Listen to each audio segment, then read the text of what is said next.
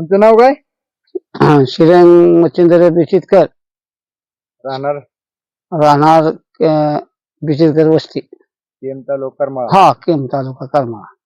तुम्ही ही बैलाचं जे नाद आहे हा. तुम्हाला किती दिवसापासून आहे? ती लय पूर्वीपासून म्हणजे आऊ जी उचलीत न शेल्या म्हणून हा. बळच उचलायचं. हा साला घातली ती बर.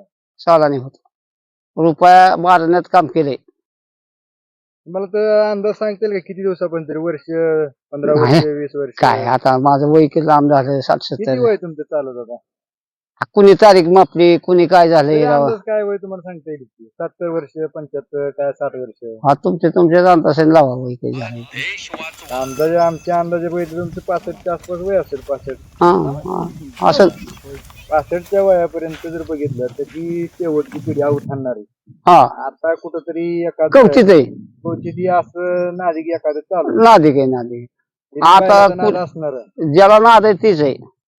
आयुष्यात गेलं आपलं ह्याच्यात असं बैलात. म्हणा बैलात. हा आयुष्यात गेलं. हे बघा अरे दुसरा उद्योगच केला नाही आपण, काय आपल्याला उद्योगच केला नाही. ही आता आऊट ठरणारी शेवटची पिढी यंत्रयुगाच्या हा युगात, एवढं. कलियुगात हम्म. सामग्री एवढी येत असताना सुद्धा हा.